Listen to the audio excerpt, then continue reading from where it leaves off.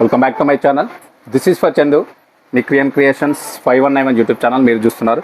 So thank you for watching and supporting with me. So ఈరోజు మరొక మంచి job opportunity మనకు హైదరాబాద్ లొకేషన్లో అయితే మనకు నాన్ టీచింగ్ ఉద్యోగాలకు అయితే నోటిఫికేషన్ అయితే రావడం జరిగింది. సో చూద్దాం మరి ఏమేమి ఉద్యోగాలు ఉన్నాయి, సో ఏ విధంగా అప్లికేషన్ చేసుకోవాలి, దీనికి క్వాలిఫికేషన్ ఏంటి, సో ఫుల్ డీటెయిల్స్ అయితే ఇప్పుడు స్టెప్ బై స్టెప్ ఎక్స్ప్లెయిన్ చేస్తాను. సో వీడియోని కంపల్సరీ చివరి వరకు చూడండి, అప్పుడే మీకు అర్థమవుతుంది. సో దీన్ని తప్పకుండా అప్లికేషన్ చేయడానికి ట్రై చేయండి. సో నా స్మాల్ రిక్వెస్ట్, కొత్త వ్యూవర్స్ ఎవరైనా ఇంకా నా వీడియోస్ చూస్తున్న వారు నా ఛానల్ సబ్స్క్రైబ్ చేసుకోకపోతే సబ్స్క్రైబ్ చేసుకోండి, అదేవిధంగా నాకు సపోర్ట్ చేయండి. పక్కన ఉన్నటువంటి బెల్ బటన్ క్లిక్ చేసి పెట్టుకోండి. సో డైరెక్ట్ వీడియోకి వెళ్ళిపోదాం. సో మనకు హైదరాబాద్లో అయితే మనకు నాన్ టీచింగ్ ఉద్యోగాలకు అయితే మనకు నోటిఫికేషన్ అయితే రావడం జరిగింది. సో చూసుకుంటే మనకు ఫస్ట్ హైదరాబాద్లో మనకైతే ఉద్యోగాలు, సో నాన్ టీచింగ్ ఉద్యోగాలు, ఓకేనా, ఇవన్నీ కూడా మనకు non teaching jobs.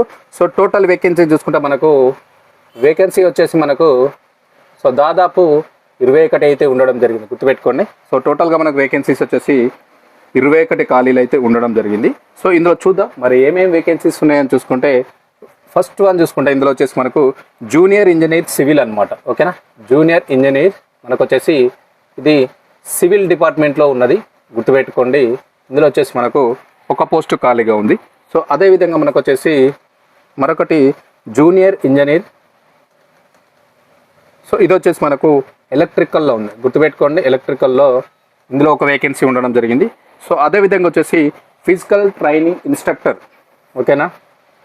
So physical training instructor వచ్చేసి మనకు ఇందులో మనకు 2 వేకెన్సీస్ అయితే ఉండడం అయితే జరిగింది. సో మరొకటి చూసుకుంటే మనకు ఫోర్త్ వన్ వచ్చేసి మనకు అకౌంటెంట్.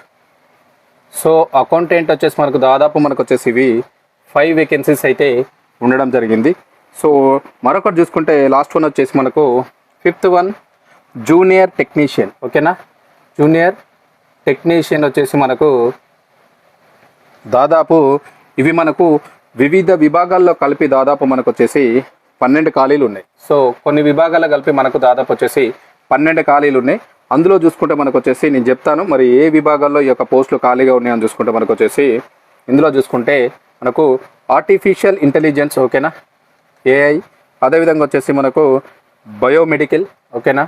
సో బయోమెడికల్, అదేవిధంగా సెంట్రల్ వర్క్షాప్, ఓకేనా, సెంట్రల్ వర్క్షాప్, అదేవిధంగా వచ్చేసి కెమికల్,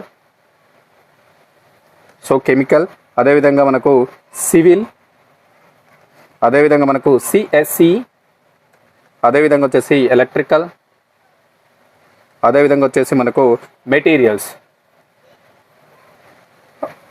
అదేవిధంగా మ్యాథమెటిక్స్, మెకానికల్, ఫిజిక్స్. సో ఇవన్నిట్లో మనకైతే జూనియర్ టెక్నీషియన్ అయితే ఈ యొక్క విభాగాల్లో ఖాళీగా ఉన్నాయి. ఓవరాల్గా చూసుకుంటే 12, టోటల్గా చూసుకుంటే మనకు వచ్చేసి వేకెన్సీస్ 21 వేకెన్సీస్ ఉన్నాయి వివిధ విభాగాల్లో. So junior engineer civil, junior engineer electrical, మనకు అదేవిధంగా మనకు వచ్చేసి మరొకటి చూసుకుంటే మనకు ఫిజికల్ ట్రైనింగ్ ఇన్స్ట్రక్టర్ 2 ఉన్నాయి. అదేవిధంగా మనకు అకౌంటెంట్లో 5 ఉద్యోగాలు ఉండడం జరిగింది. సో చూద్దాం మరి ఇవన్నీ మనకు వేకెన్సీస్ వివిధ విభాగాల్లో ఖాళీగా ఉన్నాయి. సో మరి దీనికి సంబంధించి మనకు క్వాలిఫికేషన్స్ ఏమి ఉండాలనేది ఇప్పుడు చూద్దాం. So must important for qualifications అనమాట. సో చూద్దాం ఒక్కొక్క దానికి మనకి ఏమేమి క్వాలిఫికేషన్స్ ఉండాలి, మరి దీనికి అప్లికేషన్ చేయాలి అంటే మనకు వచ్చేసి విద్యా అర్హతలు చూసుకుంటే మనకు వచ్చేసి సో దాదాపుగా మనకు చూసుకుంటే ఇక్కడ మనకు ప్రతి పోస్టుకు కూడా సంబంధిత విభాగంలో కంపల్సరీ డిగ్రీ ఏదైనా కంపల్సరీ గుర్తుపెట్టుకోండి. సో ప్రతి పోస్ట్ ఎవ్రీ పోస్ట్ అయితే మనకు ఉంది కదా, మనకు దానికైతే కంపల్సరీ చూసుకుంటే మనకు వచ్చేసి కంపల్సరీ దానికి డిగ్రీ అండ్ అదేవిధంగా మనకు వచ్చేసి బీటెక్, డిప్లొమా, అదేవిధంగా వచ్చేసి లేదనుకుంటే ఐటీఐ, లేదనుకుంటే దీంతో పాటు అంటే ఐటీఐ ఉత్తీర్ణతో పాటుగా మనకు వీళ్ళైతే చెప్పినటువంటి నిర్దేశించిన సంవత్సరాల పని అనుభవం తప్పనిసరి. సో వర్క్ ఎక్స్పీరియన్స్ కూడా మనకు తప్పనిసరి, ఓకేనా. వర్క్ ఎక్స్పీరియన్స్ కూడా మనకు తప్పనిసరి అని చెప్పేసి చెప్తున్నారు, గుర్తుపెట్టుకోండి. మనకు విద్యార్థులతో పాటుగా కంపల్సరీ మనకు వర్క్ ఎక్స్పీరియన్స్ కూడా ఉండాలి. నిర్దేశించినటువంటి సంవత్సరాలు ఎంత కాల పరిమితి పెట్టారో దాంతో ప్రకారం వర్క్ ఎక్స్పీరియన్స్ ఉండాలి, గుర్తుపెట్టుకోండి. సంబంధిత విభాగంలో degree, B Tech, diploma, ITI, so ఇవైతే పాస్ అయి ఉండాలి. దాంతోపాటుగా మీకు వర్క్ ఎక్స్పీరియన్స్ కూడా ఉండాలి, వాళ్ళు చెప్పినట్టు దాని ప్రకారం గుర్తుపెట్టుకోండి. సో విభాగాల వారీగా మనకైతే ఫుల్ డీటెయిల్స్ అయితే చూడొచ్చు. దాన్ని బట్టి మనం వెబ్సైట్ లింక్ కూడా ఇస్తా డిస్క్రిప్షన్లో, ఒకసారి వెళ్ళి చూసుకొని అప్లికేషన్ చేయండి, మీకు ఏది రిలేటెడ్గా ఉందనేది చూసుకొని. ఓకేనా. నెక్స్ట్ తీసుకుంటే ఇక్కడ మనకు వచ్చేసి మెయిన్ ఇంపార్టెంట్ ఏజ్. సో మనకు అన్ని పోస్టులకు గరిష్టంగా వయోపరిమితి వచ్చేసి మనకు 35 ఇయర్స్ ఉంది. ఓకేనా. అన్ని పోస్టులకు గరిష్టంగా వచ్చేసి మనకు 35 ఇయర్స్ అయితే ఉండడం జరిగింది. సో ఇందులో చూసుకుంటే మనకు వచ్చేసి ఎస్సీ ఎస్టీ వాళ్ళు ఉన్నారు కదా, వాళ్ళకు వచ్చేసి 5 ఇయర్స్ మనకు ఎక్స్టెన్షన్ ఉంటుంది, గుర్తుపెట్టుకోండి. సో అదేవిధంగా ఓబీసీ వాళ్ళు ఉన్నారు కదా, సో ఓబీసీ వాళ్ళు అదేవిధంగా వచ్చేసి మనకు ఎన్సీఎల్కి సంబంధించిన అంటే నాన్ క్రిమినల్ ఇయర్ ఉంటుంది వీళ్ళకి వచ్చేసి దాదాపు మనకు 3 సంవత్సరాలు అయితే ఎక్స్టెన్షన్ ఉంటుంది. అదేవిధంగా దివ్యాంగులు అంటే ఫిజికల్ హ్యాండిక్యాప్డ్స్ ఉంటారు కదా, వాళ్ళకి వచ్చేసి 10 to 15 ఇయర్స్ అయితే వీళ్ళకు రిలాక్సేషన్ అయితే ఉండడం జరిగింది, గుర్తుపెట్టుకోండి. సో ప్రభుత్వ నిబంధనల ప్రకారం అయితే వీళ్ళకి వయో పరిమితి ఉంటుంది, గుర్తుపెట్టుకోండి. యాజ్ పర్ నోటిఫికేషన్ ప్రకారం మనకు అన్ని ఉద్యోగాలకు వచ్చేసి 30 సంవత్సరాలు, ఎస్సీ ఎస్టీ వాళ్ళకి ఇంకొక 5 ఇయర్స్ ఎక్స్ట్రా ఉంటుంది, ఓబీసీ వాళ్ళకి నాన్ క్రిమినల్ ఉన్న వాళ్ళకు 3 ఇయర్స్ ఉంటుంది, ఫిజికల్ హ్యాండిక్యాప్డ్ వాళ్ళకి వచ్చేసి 10 to 15 ఇయర్స్ వాళ్ళకు రిలాక్సేషన్ అయితే ఉంటుంది. సో ఇదనమాట మనకి ఏజ్ విషయంలో. మీరు పోస్టులకు అప్లికేషన్ చేయాలంటే ఒకసారి చూసుకోండి. ఓకే. నెక్స్ట్ మనకు ఇంపార్టెంట్ ఏంటంటే మనకు జీతం. మరి ఈ యొక్క ఉద్యోగాలకు మనం సెలెక్ట్ అయితే మనకు వచ్చేటువంటి శాలరీ ఎంత. సో జీతం చూసుకుంటే మనకు వచ్చేసి సో శాలరీ చూసుకుంటే నెలకు junior engineer, physical training instructors పోస్టులకు పే స్కేల్ 11(6) ప్రకారం మనకైతే ఇస్తారంట. ఇక్కడ మనకు జూనియర్ ఇంజనీర్ ఉంది, అదేవిధంగా మనకు ఫిజికల్ ట్రైనింగ్ ఉంది కదా, సో వీళ్ళకు ఫిజికల్ ట్రైనింగ్ ఇన్స్ట్రక్టర్ ఉంది కదా, వీళ్ళకి వచ్చేసి పే లెవెల్ స్కేల్ అనేది ఉంటుంది ఇందులో. సో దీని ప్రకారం మనకు లెవెల్ 6 ప్రకారం అయితే మీకు శాలరీ అయితే ఇవ్వడం జరుగుతుంది. ఓకేనా. పే లెవెల్స్ 1, 2, 3 ఇట్లా ఉంటాయి, అందులో పే లెవెల్ 6 ప్రకారం మీకు శాలరీ ఇస్తారు జూనియర్ ఇంజనీర్, అదేవిధంగా ఫిజికల్ ట్రైనింగ్ ఇన్స్ట్రక్టర్కి. ఓకేనా. సో నెక్స్ట్ చూసుకుంటే ఇక్కడ మనకు అకౌంటెంట్ పోస్ట్కు పే లెవెల్ 4 ప్రకారం ఇస్తారు. సో అకౌంటెంట్ పోస్ట్ ఉంది కదా, దీనికి వచ్చేసి పే లెవెల్ వచ్చేసి మనకు 4 ప్రకారం అయితే మీకు జీతం ఇవ్వడం జరుగుతుంది, ఒకసారి చూసుకోండి. అదేవిధంగా మనకు జూనియర్ టెక్నీషియన్ పోస్టులు అయితే ఉన్నాయి కదా, లాస్ట్గా మనకు వచ్చేసి జూనియర్ టెక్నీషియన్ పోస్ట్ ఉన్నాయి కదా, దీనికి వచ్చేసి మనకు పే లెవెల్ 3 ప్రకారం అయితే మీకు శాలరీ అయితే ఇవ్వడం జరుగుతుంది. ఓకేనా. పే లెవెల్ 3 ప్రకారం మనకు ఇక్కడ శాలరీ ఇస్తారు, గుర్తుపెట్టుకోండి. ఓవరాల్గా చూసుకుంటే pay level 6, pay level 4, pay level 3, so వీటి ప్రకారం అయితే ఇందులో మనకు జీతాలు అయితే ఇవ్వడం జరుగుతుంది, ఒకటి గుర్తుపెట్టుకోండి. ఓకేనా. సో మనకు ఇంపార్టెంట్ పాయింట్ ఏంటంటే ఇక్కడ మనకు వచ్చేసి సో అప్లికేషన్ చేయడానికి మనకు వచ్చేసి చివరి తేదీ. సో అప్లికేషన్ చేయడానికి మనకు లాస్ట్ డేట్ చూసుకుంటే సో మనకు దాదాపుగా 27/2026 తేదీ వరకు అయితే మీరు అప్లికేషన్ అయితే చేసుకోవచ్చు. ఓకేనా. సో 27/G/2026 వరకు అయితే మీరు అప్లికేషన్ చేసుకోవడానికి అయితే టైం ఉంటుంది, ఈవినింగ్ 5 గంటల వరకు అయితే మీకు టైం ఉంది. ఓకేనా. ఇది చూసుకొని అయితే అప్లికేషన్ చేయడానికి అయితే ట్రై చేయండి. ఓకేనా. అదొకటి గుర్తుపెట్టుకోండి.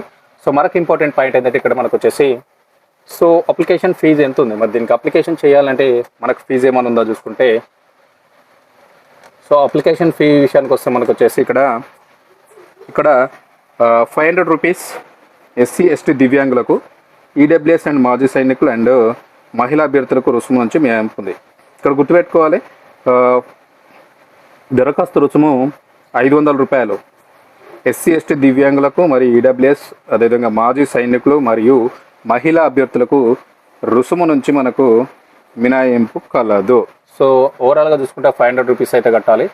సో ఇందులో వచ్చేసి మనకు ఎస్సీ ఎస్టీ సో వీళ్ళకు, అదేవిధంగా ఫిజికల్ హ్యాండిక్యాప్డ్ వాళ్ళకు ఉన్నారు కదా వీళ్ళకు, అదేవిధంగా ఈడబ్ల్యూఎస్, అదేవిధంగా మాజీ సైనికులు. ఓకేనా.